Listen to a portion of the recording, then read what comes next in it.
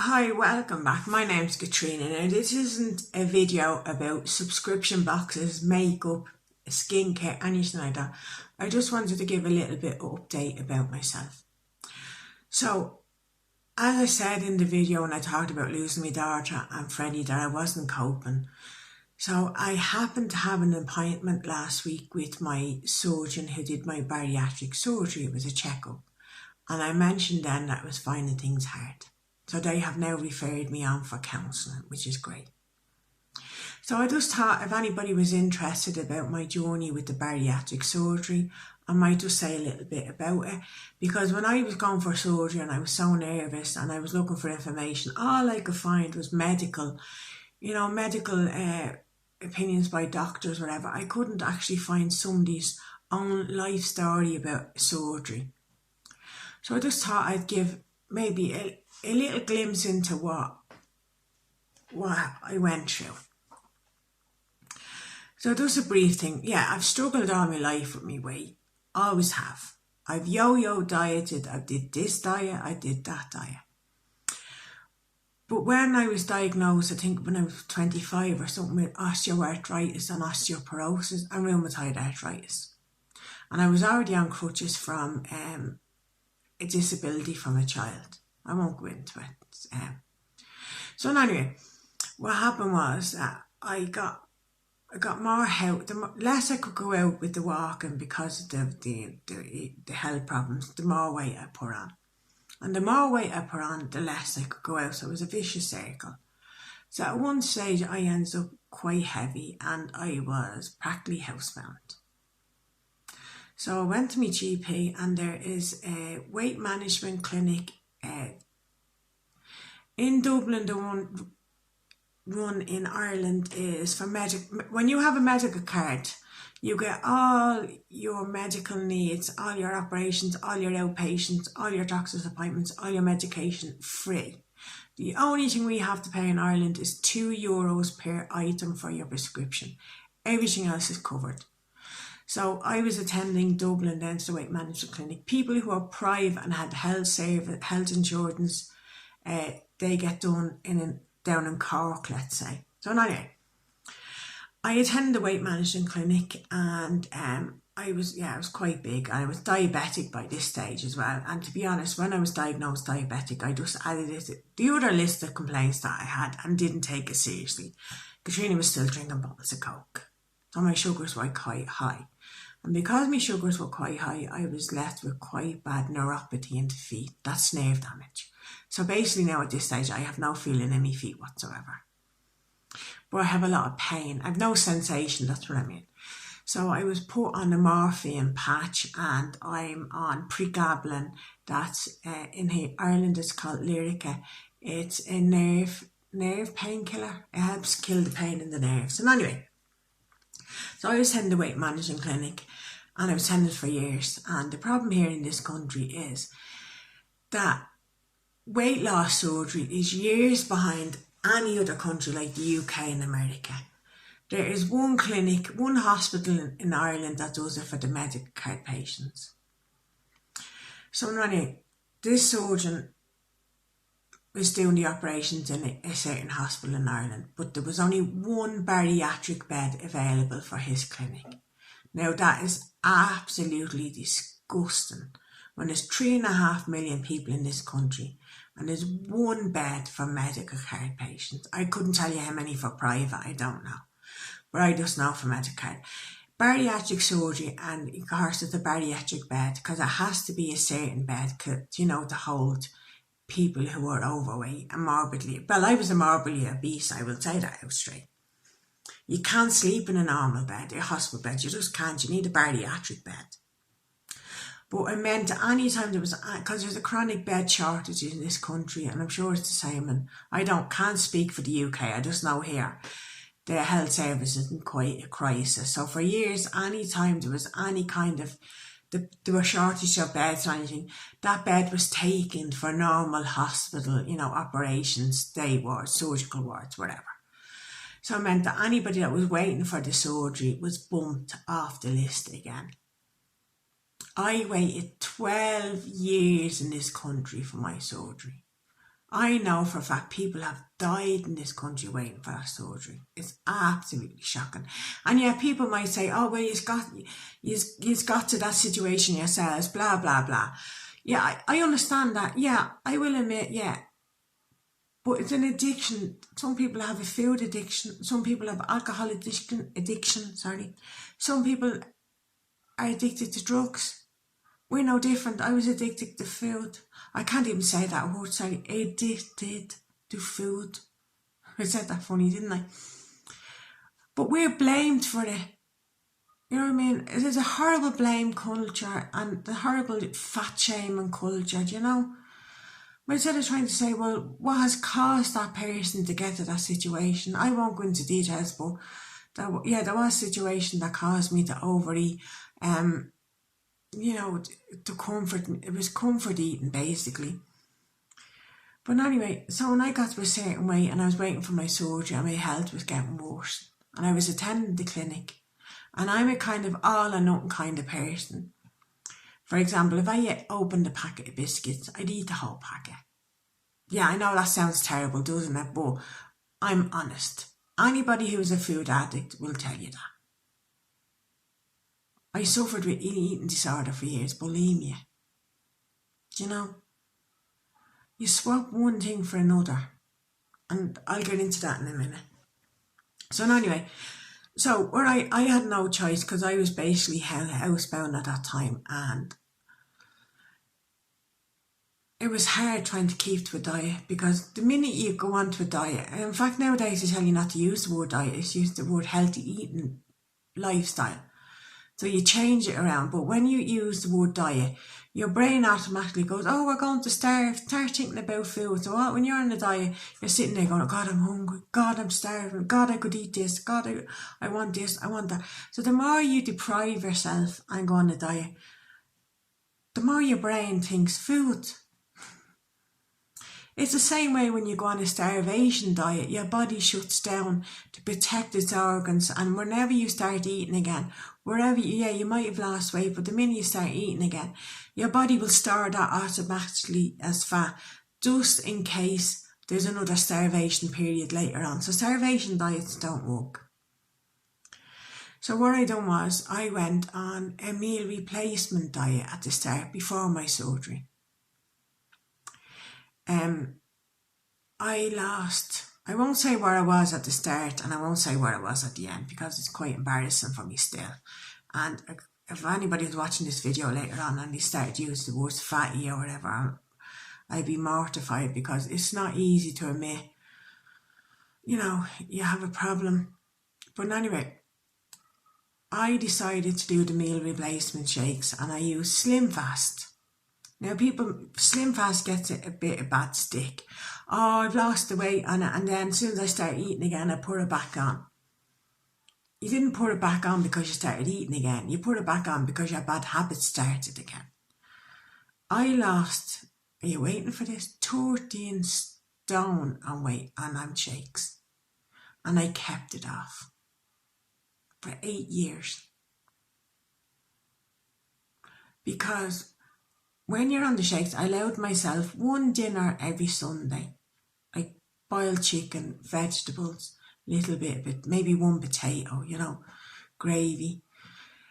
Once a week, and I lived on 3 shakes a day, and those shakes including skimmed milk with 250 calories. So I lived on 7. But I could do that because I had enough weight to lose. So the weight came off quite rapidly and then it evened out. So when I got down, I lost 13 stone and I went back onto normal food. What I mean is I went back onto having a dinner every day. I would still have a shake in the morning and a shake at lunchtime, but I'd have my dinner. And then I eventually just went eating cereals in the morning and a sandwich and dinner. And the weight stayed off because I've been taking the shakes for 2 years, the stomach had shrunk a bit and I wasn't as hungry as I used to be. So I used to get full a lot quicker, and I came to the realisation that if it's not in your house, you can't eat it. So if anybody came to my house, there was no biscuits, there was no chocolate, there was no crisps, there was nothing of anything like that. I used sweetener, There was no sugar in my house. There was nothing. Because as I said, if there was a packet of biscuits there, I would take 2 and then eat the rest. So if there's not in the house, you can't eat. So for years I didn't buy anything, and the weight stayed off. But after Claudia then died, the weight crept up a little bit, maybe 2 stone. And then when Freddie died, it went up about another 2.5 stone. So by the time I went for my operation 2 years ago, which is ridiculous because waiting so long in this country, as I said, because sometimes there was probably only one operation done every couple of months. And in fact, in this country, I think there was a period of 2 years where there was no operation. I know for a fact people have died waiting for that operation. And now at the moment, the clinic is full. So there's a waiting list to get onto the clinic. Do you know what I mean? So people are going to be dying on that waiting list. So anyway, I was bumped 4 times because they needed a bed for something else. And then before, when you're having the operation, you had to go to high dependency unit afterwards, which meant extra special nurses that you needed to be checked overnight. So 3 years ago, I think it was, this new surgeon came to the clinic, and she's a lovely woman, and she had done the bariatric surgeries in America, and she came over here and she kind of, changed the clinic around a bit. So she was saying then, don't need a high dependency unit bed. People can go back onto a ward. That cuts out the need of bumping people for that reason, that there's not enough beds or not enough nurses. So she said, get rid of that. People can be just checked overnight. That's fine. There's no need for the extra beds. She started to do a different kind of bariatric. There's the sleeve people get done if they're big, right? And they get the sleeve done, which helps them lose weight till they can go. The sleeve is when they only take a little bit off your stomach, basically. So you can lose enough weight so you can go for the full surgery. So there is 2 different types of bariatric surgery. I think there's the one with the staples, and then there's a mini one. And the mini one takes a lot quicker, and people heal up quicker, so they can leave hospital quicker. And she cut down the amount of days that way in the hospital. I had my operation on the Monday, would you believe? And I was home on the Wednesday. So, and anyway, I was bumped 4 times, and eventually 12 years of waiting, I got my day for my operation. And I was told that I could get my hernia repaired then at the same time. So that's another story. Anyway, so I walked down to that theatre and I climbed up onto that operating table, and I was absolutely thrilled to be there. It doesn't matter there was an operation. It doesn't matter there was a risk of dying. It doesn't matter any of that. Because at the end of the day, it was giving me a chance of a new lease of life. And, you have to have counselling, you have to have this, you have to go and see this person, that person. You have to make sure that all your issues are addressed beforehand. For example, the causes of why, and to realise why you became an addict with food. Why you comfort eat, why did you turn to that? Because it's not a quick fix. And it was in the papers here when 2 years ago, the professor that runs the clinic tried to get extra funding in the health budget here in Ireland for more surgeries, and it was turned down shamefully. And then the papers picked up on it, and the papers were saying, this usual, it's a neat quick fix, and if you give them the surgery, they'll just eat what they want, get fat, and then just take the easy way over. Which is not true. It's not an easy way over. It is a completely different way of life. Your whole attitude to food changes. I had my operation, and within 4 weeks my diabetes was in remission. My sugars were back to normal. I was off all my diabetic medication. Within 6 months I was down 10 medications. I was on a lot of tablets, yeah. I've probably taken 25 different medications. I used to say, if you shook me, I'd rattle. So yeah, the cost of the surgery is a lot, but the health service saves a lot of money in the long run. For example, my medication probably would have cost about €5,000 a month. Didn't cost me a penny on the medical card. All I paid was the maximum you paid on your medical card for your prescriptions was 20 quid a month. So I could have 25 medications, it cost me 20 quid. Do you know what I mean? So that was fine in that sense. So my operation cost about 25,000 to 27,000 euros. Yeah, I know it's a lot of money. But the last 2 years, I'm down to 2 tablets out of 25. Isn't that amazing? I'm down to just the morphine patch and the painkillers. I don't take anything else. So in 2 years, yeah, the weight came off quite rapidly, but the last couple of months, because I wasn't looking after myself and I wasn't coping. Now, I hadn't put any weight on, but I hadn't lost any in a couple of weeks, about 6 to 8 weeks. So now we're going to see this counsellor, and I need to give myself a kick up the bum, excuse the language, to get myself back on track. Because I was given an opportunity that a lot of people don't get in this country, and I'm grateful for it, I really am. But it's not an easy way over. As I said to you, your life changes. I used to say I used to live to eat. I used to love me food. Now I eat to live. I don't feel hungry. I'll never feel hungry again. My stomach is the size of an egg. So you're talking about my lunch now would be half a slice of bread and 2 lean slices of ham. Dinner is 50 grams of mince and 1 scoop of mash, or 50 grams of chicken, 50 grams of turkey, whatever meat it is, and 1 scoop of mash. And sometimes I can't even finish that. I don't enjoy food anymore. That's all gone. I don't think about it. I couldn't sit there now and say, oh God, I'd love a Chinese now. Oh, I'd love this. Nah, I'm not interested. So the problem though is, they tell you in the clinic that a person with addictive personality is going to change their addiction to something else. Some people have had the operation and turn alcoholics, 50% do. That's a high number, isn't it? Now, I don't drink. I never really drank as a kid when I was younger. I haven't drank in about a good few years. When I say drink, I wouldn't go out regularly and have a drink. I would maybe have a glass of Baileys at Christmas and special occasions, but that'd be about it.